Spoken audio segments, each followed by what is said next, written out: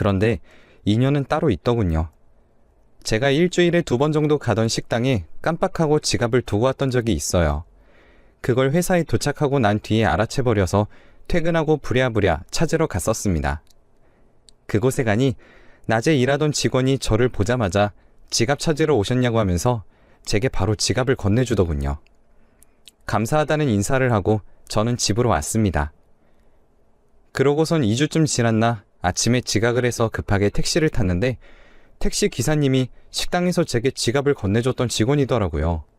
저는 신기해서 식당에서 일하시던 분이 아니냐며 물으니 웃으면서 맞다고, 그때는 잠시 이모네 가게가 바빠서 도와주러 갔었다가 제가 지갑을 놓고 가는 걸 보고 퇴근할 때는 찾으러 오겠다 싶어 일부러 저녁까지 식당 일을 도왔다고 했어요. 남자분이 먼저 그렇게 말해줬던 건 처음이라 저도 조금 부끄러워서 그냥 웃기만 했습니다. 회사로 가는 동안 말을 하다 보니 굉장히 잘 통하는 사람 같았습니다. 그래서 내릴 때 일부러 지갑을 놓고 내렸죠. 지갑 안에 제 연락처가 담긴 명함도 있었으니 분명 연락이 오겠다 싶어서요. 그리고 제 예상대로 점심쯤에 연락이 왔습니다. 아침에 탄 택시기사인데 또 지갑을 놓고 내렸다고요. 식당에 맡겨놓는다고 하는 걸 제가 지갑 찾아주신 게 너무 감사하니 저녁이라도 대접하겠다고 했습니다. 지갑을 그때 돌려받겠다고 하면서요. 이런 적이 처음이라 너무 떨리는 마음으로 퇴근까지 기다렸어요. 퇴근하자마자 저는 남자분과 만나기로 한 장소로 쏜살같이 달려갔습니다. 그렇게 그분과 만나서 저녁을 대접하고 그분은 택시로 저희 집까지 바래다 주셨습니다. 그리고 내릴 때까지 계속 고민하다가 결국 제가 먼저 또 연락해도 되는지 물어봤습니다. 그러자 당황하면서 고민하시더니 그건 어려울 것 같다고 했어요. 저는 살면서 처음으로 용기 내서 남자에게 대시를 했던 건데 이렇게 확실하게 차여버리니 조금 반발심이 들었습니다. 왜요? 제가 마음에 안 드세요? 아니요. 그런 게 아니라 그렇게 큰 회사에도 다니시는 능력 좋으신 분이 왜 저를 만나려 하세요? 저보다 좋은 분 만나셔야죠. 그 말을 들은 저는 그럼 싫다는 말은 아니니 연락하겠다는 말만 남겨놓고 후다닥 택시에서 내려 집으로 쏙 들어갔습니다. 그 이후로 몇 번이나 연락을 주고받았고 퇴근길도 직접 데리러 오셔서 택시로 집까지 몇 번이나 데려다 주셨어요. 그렇게 한 달을 반복하다가 이번에도 제가 먼저 사귀자고 했습니다. 이번에는 남자분도 거절하지 않으셨습니다. 그렇게 첫 연애를 시작하고 3년을 사귀다가 저희는 결혼했습니다. 시댁에서도 못난 자기 아들을 받아줘서 고맙다며 저를 너무 아껴주시기도 했고 시어머니께서는 시집살이를 하나도 시키지 않으셨어요. 오히려 저를 볼 때마다 귀한 도자기 다루듯이 예뻐해 주셨죠. 결혼을 하고 나서도 너무 행복했었죠. 하지만 저희에게는 문제가 하나가 있었습니다. 바로 아이가 없다는 거였어요. 결혼을 하고 2년 정도는 아이가 없어 신혼생활을 만끽할 수 있어서 좋았어요. 하지만 5년이 지나도 아이가 생기지 않자 마음이 조급해진 저희는 병원에 가서 검사를 받았습니다. 그런데 제가 불임이라고 하더군요. 분명 언젠가는 남편과 절 쏙 빼닮은 딸 하나, 아들 하나 낳아서 오손도손 잘 키울 수 있을 거라 의심치 않았어요. 그런데 제가 불임이라 아이를 못 가지고 있는 거였다니 남편에게 너무 미안했죠. 남편은 오히려 절 보고 괜찮다며 달래주고서는 시댁에는 남편이 무정자증이라 아이를 못 가지게 된 것이라 말하겠다 했습니다. 남편은 본인의 마음도 좋지 않을 텐데 오히려 자기 탓으로 돌려주었습니다. 시댁에 가서 말하자 어머님과 아버님은 연신 저에게 미안하다며 아이 생각은 하지 말고 그저 저희라도 행복하게 살라고 하셨습니다. 물론 그 이후로 아버님은 저에게만 와서 가끔씩 정말 남편이 무정자증이 맞는 거냐며 의심하는 눈초리를 보내시기는 했었지만요. 그 이후로 남편과 저는 행복하게 잘 살 수 있을 줄 알았습니다. 그런데 남편이 갈수록 얼굴이 노랗게 뜨고 살도 쏙 빠지기 시작했습니다. 병원에 가봤더니 급성 간염이라면서 조금만 늦게 왔으면 죽을 수도 있었다면서 얼른 치료를 시작해야 한다고 했습니다. 집안 형편이 남편 병원비에 간호를 도와줄 사람을 부를 수 있을 정도로 여유로웠던 것은 아니라 결국 제가 낮에 다시 회사에 나가서 일을 하고 퇴근하고 나서부터는 병원으로 와서 제가 남편을 돌봐야 했습니다. 남편은 저에게 늘 신세 만지는 남편이라 미안하다는 말을 매일같이 했습니다. 하지만 저는 그동안 남편이 저를 감싸줬던 기억에 그런 것쯤은 하나도 신경이 쓰이지 않았습니다. 그저 남편이 얼른 나와서 산책이라도 제대로 할 수 있다면 그걸로도 충분했죠. 하지만 남편의 간염 증상이 도저히 나아질 기미가 보이지 않았고 혹시나 급성 간부전이 오면 바로 간 이식 수술을 해야 한다는 말에 저는 미리 간 이식이 적합한지 검사를 받았습니다. 남편이 건강해질 수만 있다면 정말 간이고 쓸개고 다 주고 싶었거든요. 검사 결과 제 간은 적합성 검사를 통과하게 되었어요. 그리고 일주일 후 새벽에 갑자기 남편이 경련을 일으키다 의식을 잃어 급하게 간 이식 수술을 준비해야 했습니다. 혹시 몰라 늘 준비하고 있었기에 바로 수술에 들어갈 수 있었습니다. 수술이 끝나자 남편과 시부모님은 제 손을 잡고 너무 큰 은혜를 입었다며 고맙다며 수차례 감사의 인사를 했습니다. 그 후로 남편의 건강도 금방 회복했고 금방 다시 택시기사 일도 시작했습니다. 대신에 간 이식 후로 몸을 회복하기 위해서 저는 집에서 쉬고 있었습니다. 그런데 갑자기 남편이 현관문을 부술듯이 열고 들어와 저를 부둥켜 안았습니다. 여보, 이제 우린 대박이야. 이제 편하게 살기만 하면 돼. 무슨 소리야? 무슨 일 있어? 친구가 투자하라고 해서 넣어놓은 돈이 있는데 자그마치 30배가 올랐어. 뭐? 대체 얼마나 넣었는데? 다 합쳐서 5천만 원. 이제 15억이야. 그 이야기에 너무 놀라 뒤로 자빠질 뻔했습니다. 생각지도 못한 액수에 저희는 어떻게 해야 할지 차분히 생각해봤습니다. 흥청망청 쓰다간 15억도 순식간에 다 날아가 버릴 테니까요. 그래서 남편과 저는 일단 상가 건물 하나만 사고 남은 돈에 조금만 떼어 남편이 다시 투자하기로 했습니다. 이제 돈 걱정도 없이 편하게 살 수 있을 거란 생각도 잠시, 이번에는 제 몸이 문제였습니다. 자궁경부암에 걸린 것이었습니다. 남편은 이제 도시에서 살 이유도 없으니 이제 시골로 내려가서 사는 게 어떠냐고 했고 저도 나쁘지 않은 생각인 것 같아 병원에서 치료만 끝내고 시골로 내려가기로 했습니다. 다행히 수술도 잘 끝났고 회복은 조금 더뎠지만 그건 시골에 내려가서 차차 회복하면 될 문제이니 남편과 저는 시골에 집을 사서 내려갔습니다. 하지만 남편은 집에 오래 붙어있질 않았습니다. 매번 투자할 회사 사람들을 만나보러 간다며 일주일에 3일은 집에 들어오지 않았습니다. 저는 몸이 안 좋으니 같이 따라 나설 수도 없는 노릇이었고 남편은 저를 돌봐줄 사람을 고용했습니다. 하지만 누군가가 제 집에 머물면서 1대1로 돌봐주고 있으니 영 부담스러워서 마음이 편치 않았습니다. 그러던 중 시어머니가 치매에 걸려 저희 집에서 차로 30분 거리에 있는 요양원에 들어가셨는데 제가 갈 때마다 어머님만 다른 분들과 떨어져 뚱한 표정으로 바깥만 바라보고 계셨습니다. 요양원에 계시는 분들이 수가 많은 것도 아닌데 어머니만 들어오신 지 얼마 안 돼서 겉도시는 건가 걱정스러운 마음에 자주 들리게 되었습니다. 그렇게 몇 번을 왔다 갔다 하다 보니 그냥 제 몸도 안 좋은데 어머님이 계신 요양원에 함께 들어가서 말동무라도 해드리면 어떨까 싶어 제가 먼저 남편에게 말했습니다.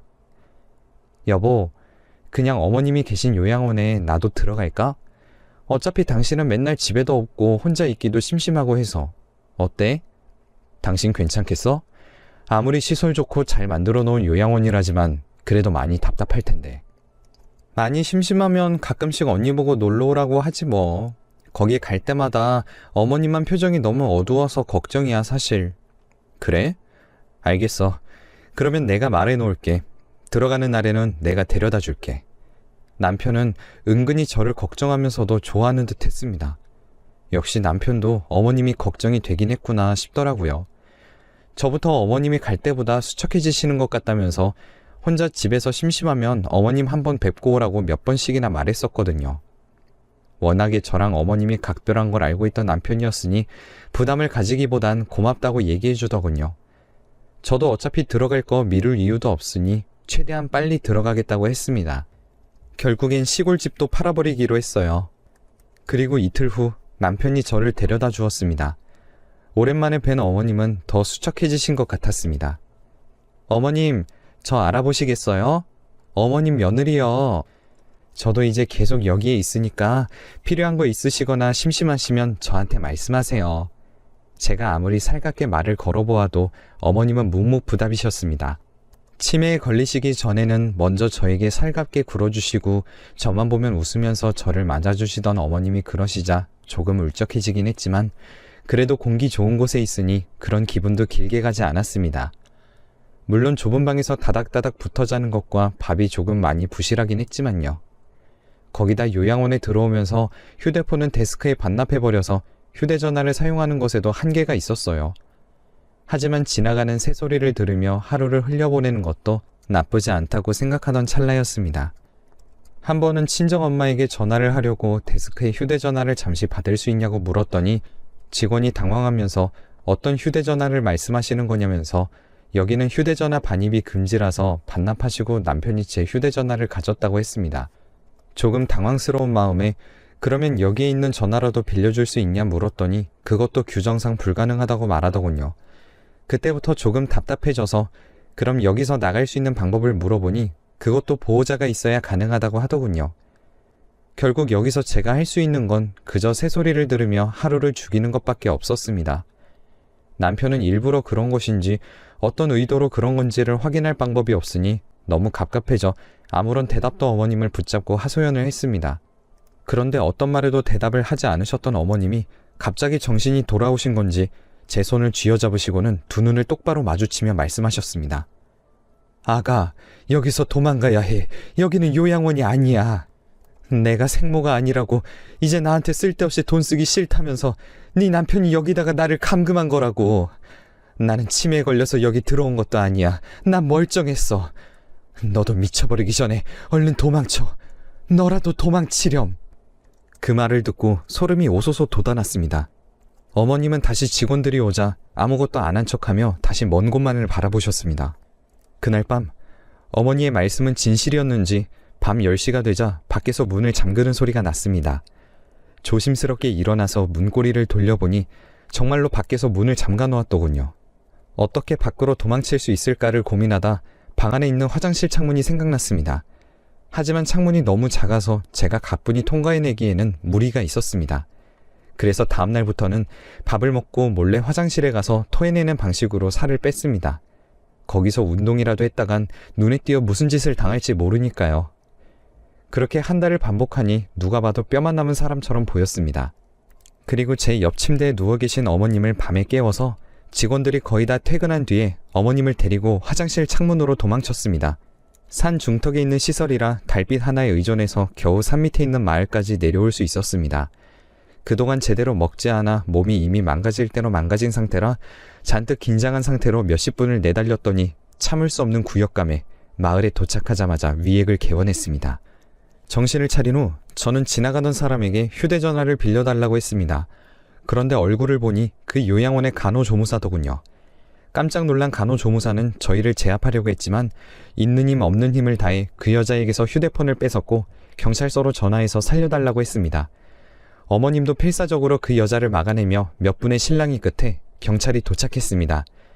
저희는 경찰의 도움으로 제 친정에 연락을 할 수 있었고 경찰서에 도착해서 제 몰골을 본 제 어머니는 어쩌다 이렇게 된 거냐며 우셨습니다. 시어머니는 자신의 잘못이 아님에도 저희 어머니에게 죄송하다고 하셨고요. 시어머니는 시아버님도 남편과 한통속이라며 자신은 이제 돌아갈 곳이 없다며 누구에게도 연락하지 않으셨습니다. 그래서 저희가 집으로 모셔와 함께 살기 시작했죠.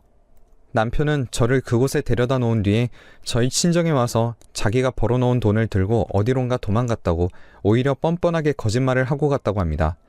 전 어이가 없어서 남편이 사는 집 근처에서 남편을 기다렸습니다. 그런데 남편은 웬 여자와 함께 집으로 들어가더라고요.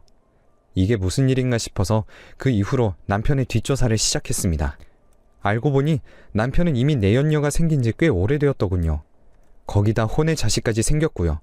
시아버지라는 사람도 그걸 알고 계속 저에게 진짜로 자식이 생기지 않는 게 자기 아들 탓이 맞냐면서 저를 찔러봤던 거죠. 어찌어찌 알아보니 남편과 그 여자는 저와 결혼하고 얼마 지나지 않았을 때부터 바람을 피운 것이었습니다.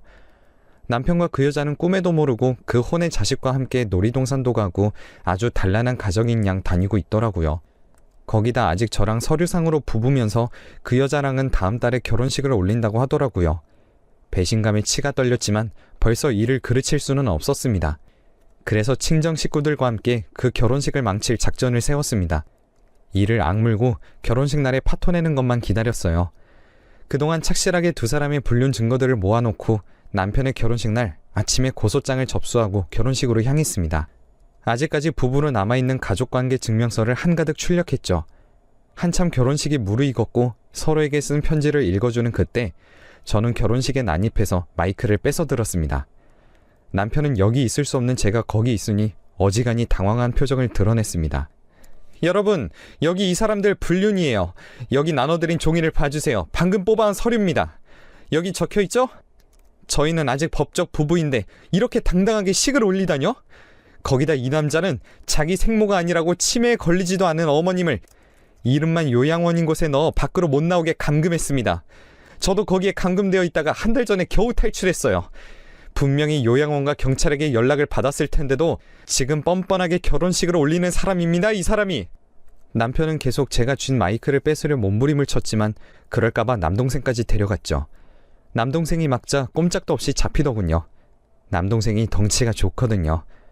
결혼식을 축하하러 왔던 하객들은 온갖 욕을 내뱉으며 하나둘 식장을 빠져나갔습니다.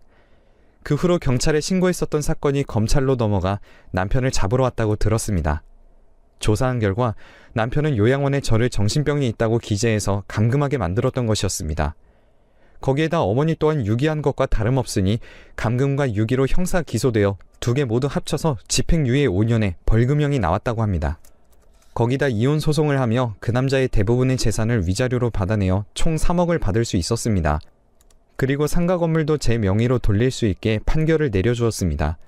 이제 그 남자에게 남은 거라곤 다 늙은 시아버지와 전재산 5천만 원 정도라고 하더군요. 교도소에 징역으로 갔다면 더 속이 후련했을 텐데 아직 그런 범죄자가 밖을 돌아다니게 하는 건 조금 아쉬움으로 남네요. 그래도 저와 시어머니는 함께 남편과 시아버지에게 접근 금지 처분을 내려서 평생 볼 일은 없을 것 같습니다. 저도 저지만 어머님이 더 걱정이었는데 시어머님은 가실 곳이 없다 하여 저희 집에서 지내고 계십니다. 자기가 잘못 키운 죄가 크다며 한사코 거절하셨지만 시집살이 한 번을 안 시키시고 20년을 넘게 저를 예뻐해 주셨는데 가만히 두고 볼 수가 없었습니다. 최근에는 친정엄마랑 시어머님이랑 많이 친해지셔서 저만 빼고 산책을 다니시기도 합니다. 두 분이서 좋은 친구가 되신 것 같아 만족스럽네요. 한 번의 결혼을 크게 실패했지만 그래도 아직 저는 40대니까 새로운 출발을 할 수 있을 겁니다. 남은 시간 동안 두 엄마와 함께 즐겁게 살아보려고 합니다. 여러분